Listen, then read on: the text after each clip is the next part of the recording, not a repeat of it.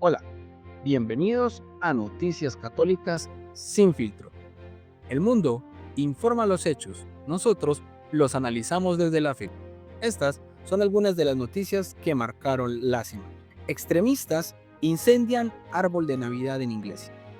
Esta semana inició con una imagen que golpea. Un árbol de Navidad fue incendiado frente a una iglesia católica en Tierra Santa.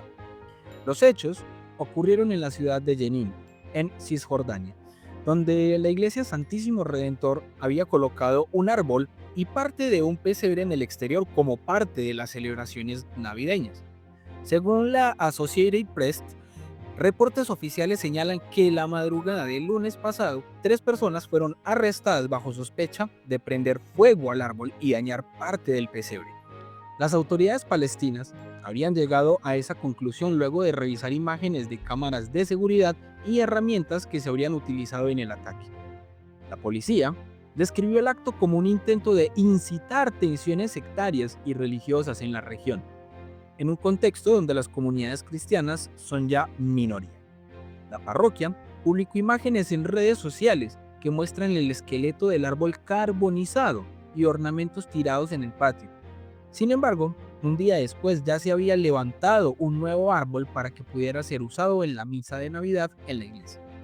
El sacerdote local, reverendo Amer Yubran, precisó que, pese al dolor que provocó el acto, la comunidad respondió con una ceremonia de unidad en la que participaron líderes cristianos y musulmanes de la ciudad, reafirmando que tales intentos no disminuyen el espíritu ni la fe de las personas.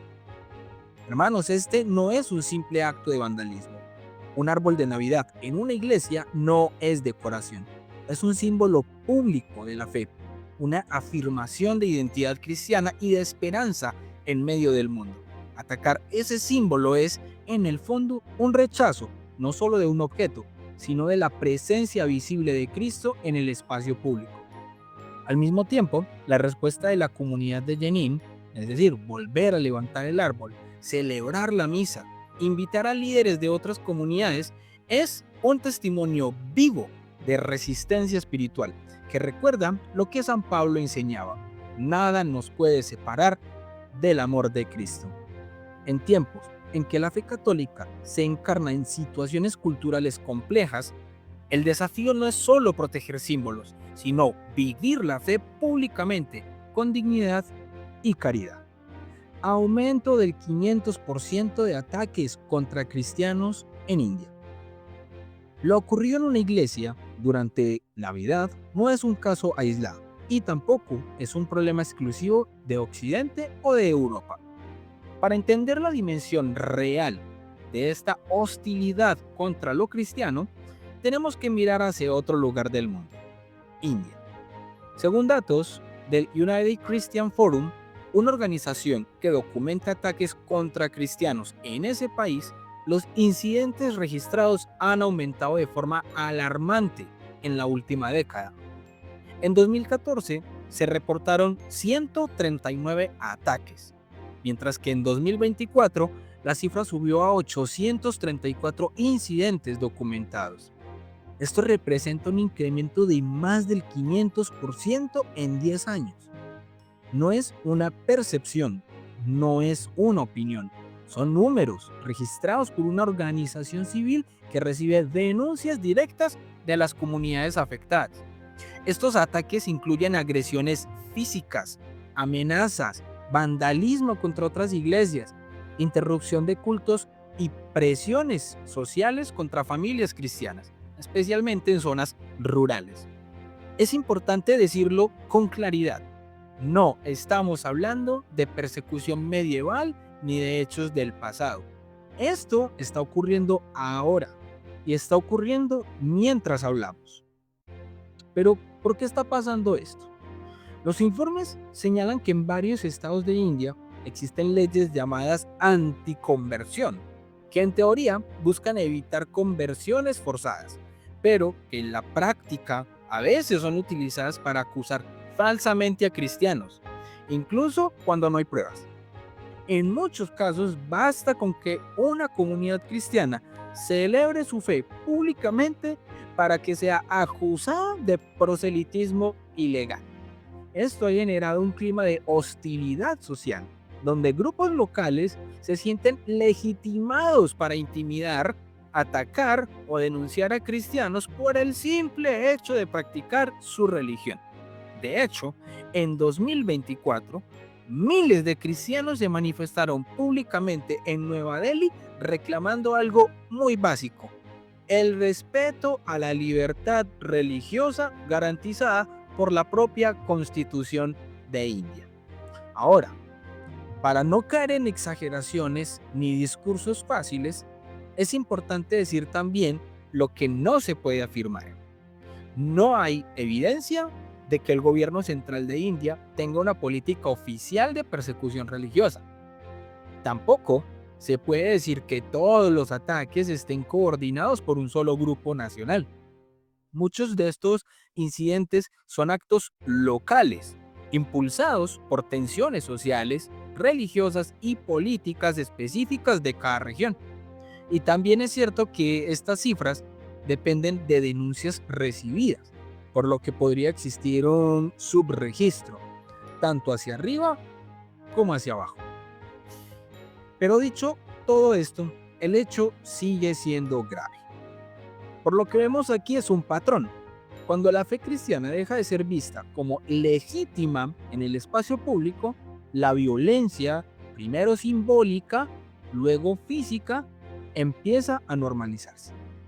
Para un católico, esto no es solo una noticia internacional, es un recordatorio de que la libertad religiosa nunca es automática ni garantizada para siempre. Y también es una llamada a no vivir la fe de manera cómoda o silenciosa, como si no tuviera consecuencias. La historia de la Iglesia nos enseña algo muy claro. El cristianismo no busca dominar culturas, pero siempre incomoda a los poderes que quieren una verdad sin Dios. Mientras algunos prefieren mirar para otro lado, estas noticias nos obligan a preguntarnos: ¿qué lugar está ocupando hoy la fe cristiana en el mundo? Informe global: 2/3 del mundo sin libertad religiosa. Un informe global presentado recientemente por la Fundación Pontificia Ayuda a las Iglesias Necesitadas muestra que casi 2/3 de la población mundial viven en países donde la libertad religiosa no está plenamente garantizada. Es decir, más de 5.400 millones de personas en el mundo enfrentan condiciones en las que su derecho a profesar, manifestar o vivir su fe está siendo gravemente vulnerado. El estudio analizó 196 países entre enero de 2023 y diciembre del 2024 y encontró que en 62 de ellos se registran violaciones graves a la libertad religiosa. De esos 62, 24 están catalogados como lugares donde hay persecución sistemática, y en otros 38 la población vive en contexto de discriminación religiosa con restricciones al culto, limitaciones legales o presiones culturales que impiden la práctica libre de su fe. La lista abarca regiones muy diversas, desde Asia hasta África, pasando por países donde el nacionalismo religioso y el autoritarismo político o el extremismo han convertido a la fe en un factor de tensión social. Este informe no es un llamado alarmista, sino una radiografía de la realidad global. 2 de cada 3 personas en el planeta no tienen garantizado el derecho fundamental de creer, de rezar o de vivir su fe en libertad. Y nos mencionan a nosotros que somos los que coartamos la libertad. Aquí hay una verdad que no podemos ignorar. Ser cristiano hoy no es cómodo. Nunca lo fue. Desde los primeros siglos, la fe ha sido vivida en medio de presiones, tensiones y hasta persecución. Pero hoy, en pleno siglo XXI, nadie puede decir que la fe es algo puramente privado o que su ejercicio no afecta la vida social, política y cultural de un país. El derecho a la libertad religiosa es un derecho humano fundamental, no un privilegio, reconocido incluso en la Declaración Universal de Derechos Humanos. Y cuando ese derecho es restringido, no solo se afecta a los creyentes, se erosiona el tejido moral y la pluralidad que sostienen cualquier sociedad libre. Esta no es una lectura política ni ideológica, es una constatación del hecho de que la fe, cuando vive en libertad, enriquece, cuando se reprime, empobrece a todos. Antes de continuar, hacemos una breve pausa para recomendar algunos proyectos católicos que vale mucho la pena conocer. Frente a un mundo donde la fe cristiana es atacada o ridiculizada, también hay católicos que están creando, formando y evangelizando. Uno de ellos es el nuevo libro de Dante Urbina, Biblia Católica versus Biblia Protestante, el gran debate sobre el canon. Un libro claro y bien documentado para quienes desean comprender sin caricaturas por qué la Iglesia Católica tiene el canon bíblico que tiene. El enlace para adquirirlo en formato físico y digital está en la descripción del video. También queremos anunciar el nacimiento de Editorial Sanctum, una editorial creada para acompañar a autores independientes en el proceso de convertir sus ideas y manuscritos en libros profesionales y listos para ser publicados. Si tienes un proyecto que merece ver la luz, encontrarás el enlace de contacto en la descripción. Además, una recomendación muy especial. El canal Just Cartoons ha lanzado un nuevo episodio en su serie Historias de los Santos, dedicado a San Bonifacio y el origen cristiano del árbol de Navidad, con un elenco de voces destacado, entre ellos el padre Byron como San Bonifacio y Dante Urbina como narrador. Si quieres conocer esta historia, el enlace también está en la descripción. Y finalmente, una invitación muy concreta a la oración. Si no tienes tiempo para rezar el rosario, si te distraes fácilmente o incluso si no sabes bien cómo hacerlo, ya no hay excusa. En el canal Apologética Mariana de José Daniel se transmite todos los días el Santo Rosario para que puedas rezarlo en cualquier momento del día. El enlace a su canal está también en la descripción. Continuamos. Regreso de la Navidad a Belén tras la guerra. Después de hablar de ataques, persecución y hostilidad contra la fe, es justo y necesario mirar también los signos de esperanza. Y uno de los más potentes esta Navidad viene desde un lugar muy concreto, Belén.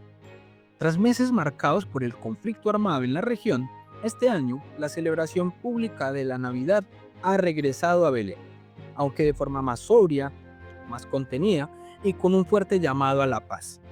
Las autoridades cristianas locales confirmaron que las celebraciones no fueron canceladas, sino adaptadas al contexto del dolor y reconstrucción, evitando todo tono festivo excesivo y poniendo el acento en la oración y la esperanza. No fue una Navidad ruidosa, fue una Navidad real. Y esto es profundamente simbólico, porque Belén no es solo un punto en el mapa, es el lugar donde Dios entró en la historia. Que la Navidad vuelva a celebrarse allí, incluso después de la guerra, incluso entre ruinas, incluso con heridas abiertas, es un mensaje poderoso. La fe cristiana no depende de la estabilidad política, ni de la paz perfecta, ni de condiciones ideales para existir. Cristo nació en un contexto de ocupación, de pobreza, y sin embargo, nació. Para un católico esta noticia no es solo un dato internacional, es una catequesis viva. Nos recuerda que el cristianismo no florece porque el mundo sea amable, sino porque Dios es fiel a su promesa, incluso en medio del caos. Mientras en algunos lugares se quema un árbol de Navidad, en otros se persigue al cristiano por confesar su fe, en Belén, el lugar de origen, la iglesia sigue diciendo lo mismo de siempre. La luz brilla en las tinieblas y las tinieblas no la vencieron. Balance de violencia y reconciliación de la iglesia en Colombia. Cuando hablamos de violencia, persecución o conflicto, muchas veces pensamos en algo lejano, en otros países, en otros continentes, pero la realidad es que Colombia también conoce el peso de la violencia y lo ha vivido durante décadas. En medio de esa historia compleja, marcada por el conflicto armado, el narcotráfico, las guerrillas, los grupos armados y las heridas sociales aún abiertas, hay algo que casi nunca se menciona lo suficiente: la presencia constante de la Iglesia Católica. La Iglesia en Colombia no ha sido simplemente una voz de opinión, ha sido y sigue siendo acompañamiento real a las comunidades más golpeadas por la violencia. Sacerdotes, religiosas, laicos han permanecido en territorios donde el Estado muchas veces no llega, acompañando a víctimas, mediando en procesos locales de reconciliación y sosteniendo comunidades enteras en contextos de miedo, pobreza y abandono. No siempre con micrófonos, no siempre con cámaras, muchas veces en silencio. Es importante decir esto con honestidad. La Iglesia no ha resuelto el conflicto colombiano, no ha eliminado la violencia, ni ha sanado todas las heridas, pero tampoco ha huido. No se ha retirado cuando la situación se vuelve incómoda. No ha cerrado las parroquias en los territorios más difíciles. Ha permanecido. Y eso dice mucho, porque para la Iglesia la paz no es solo un acuerdo político ni una firma en un documento. La paz cristiana comienza cuando alguien se queda al lado del que sufre, cuando se acompaña a la víctima sin usarla, cuando se llama a la conversión sin justificar la violencia, cuando se defiende la dignidad humana, incluso en medio de situaciones moralmente complejas. En Colombia, como en tantos otros lugares del mundo, la Iglesia no solo opina, la Iglesia permanece. Estados Unidos realiza ataques aéreos contra ISIS en Nigeria para frenar persecución contra cristianos. Mientras en algunos países la fe cristiana es objeto de burla, en otros simplemente es motivo de muerte. Esta semana se confirmó que Estados Unidos realizó ataques aéreos contra posiciones del grupo terrorista ISIS en Nigeria, con el objetivo de frenar la persecución violenta contra comunidades cristianas en ese país africano. La información fue publicada por Así Prensa, citando reportes oficiales del Departamento de Defensa de los Estados Unidos. Los ataques se dirigieron contra células del Estado Islámico en África Occidental, un grupo responsable de asesinatos, secuestros, destrucción de aldeas cristianas y desplazamientos forzados.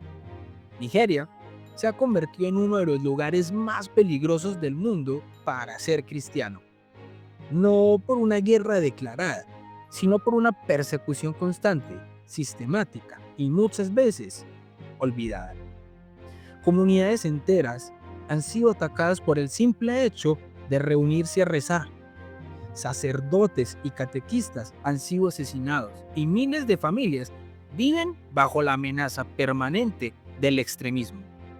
Desde una lectura católica, esto nos obliga a decir algo incómodo pero verdadero. La persecución contra los cristianos no es cosa del pasado. No terminó con los mártires de Roma, no terminó en la Edad Media y no terminó en el siglo XX. Hoy sigue ocurriendo, solo que lejos de las cámaras y lejos de los titulares principales. La intervención militar no es el ideal del Evangelio, pero la Iglesia siempre ha reconocido el derecho legítimo a proteger a los inocentes cuando la violencia se vuelve incontrolable. Aquí no hablamos de política internacional, hablamos de personas reales que están siendo asesinadas por confesar la fe cristiana. Y mientras en Occidente se discute si el cristianismo es demasiado incómodo, en lugares como Nigeria hay hombres, mujeres y niños que lo viven hasta las últimas consecuencias. Ser cristiano hoy no es cómodo, nunca lo fue. Primera misa de Navidad en el Vaticano en 30 años. Ahora pasamos del conflicto y la persecución al corazón mismo de la fe cristiana. la liturgia. Este año, en el Vaticano ocurrió algo que no pasaba desde hace más de 30 años. Se celebró nuevamente la primera misa de Navidad en su horario tradicional. Para muchos puede parecer un detalle menor, pero en la vida de la iglesia los signos importan, y este es un signo profundamente elocuente. Tradicionalmente, la iglesia celebra 3 misas de Navidad: la misa de la vigilia, la misa de medianoche y la misa del día. Durante décadas, la misa de medianoche en el Vaticano fue un punto culminante del calendario litúrgico. Simbolizaba que Cristo nace en la oscuridad del mundo mientras la iglesia vela y espera. Sin embargo, por razones pastorales y logísticas, esta celebración fue adelantada durante muchos años, perdiendo su carácter simbólico original. Este año, el regreso a la primera misa de Navidad en su forma tradicional marca un hecho que no se veía desde hace 3 décadas. Desde una mirada católica, esto no es nostalgia, es teología hecha gesto. Celebrar la misa de Navidad en su horario propio nos recuerda que la liturgia no se adapta al mundo, sino que el mundo es llamado a ordenarse según Dios. La Navidad no es solo un recuerdo sentimental, es la proclamación de una verdad radical. Dios entra en la historia, en el tiempo, en la noche.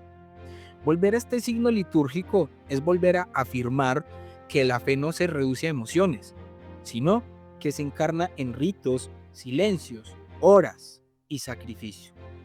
Mientras el mundo corre, la iglesia vela. Mientras el mundo duerme, Cristo nace. Y la liturgia nos educa para entender que no todo debe ser cómodo, rápido o adaptable, porque lo sagrado exige preparación y reverencia. En un tiempo de confusión, estos gestos litúrgicos no son causales, son recordatorios silenciosos de que la iglesia no vive solo de discursos, sino de tradición viva. La Navidad no cambia, cambia el mundo. Y es la iglesia la que sigue diciendo año tras año: hoy nos ha nacido un Salvador. Mensaje Urbit et Orbit de Navidad del Papa León XIV. Para cerrar este especial de Navidad, queremos compartir el corazón del mensaje Urbit et Orbit que el Papa León XIV dirigió al mundo desde la logia central de la Basílica de San Pedro en esta solemnidad de la Natividad del Señor. El Santo Padre nos recuerda que el nacimiento de Jesús no fue un evento cualquiera. Él nació en la pobreza, en un establo, porque en ese gesto humilde se nos revela la solidaridad de Dios con los pobres, los marginados, los que sufren. Jesús no se hizo grande según los criterios del mundo, se hizo cercano a los pobres, a los que no tienen voz, a los extranjeros, a los desplazados y a los que viven en guerra o sufrimiento. El Papa nos dice que la paz no es solo ausencia de conflicto, sino el fruto de corazones transformados por el perdón, la reconciliación y la responsabilidad personal de amar a los demás. Porque, como él mismo subraya, Dios, que nos ha creado sin nosotros, no puede salvarnos sin nosotros, haciéndose eco de nuestro querido San Agustín. La paz exige que cada uno de nosotros reconozca sus faltas, pida perdón y se comprometa con el bien común. Esta llamada no se limita a lo espiritual. El pontífice hace un llamado a la paz global, recordando situaciones de conflicto y violencia en diferentes regiones del mundo, y nos invita a orar y trabajar por la reconciliación, el diálogo y la justicia. Además, con gran sentido de compasión, nos recuerda a los pobres, migrantes, refugiados, desempleados, presos y marginados. Y nos enseña que abrir nuestro corazón a ellos es abrirlo al mismo Cristo, que hoy nace entre nosotros. En sus palabras, el nacimiento del Señor es el nacimiento de la paz. Y así, desde este lugar sagrado, El Papa nos invita a vivir la Navidad, no solo como una celebración, sino como una responsabilidad concreta de construir un mundo más justo y más fraterno. Para nosotros, católicos, este mensaje no es una consigna más. La Navidad nos confronta con una verdad esencial. La presencia de Cristo en el mundo transforma la historia desde dentro.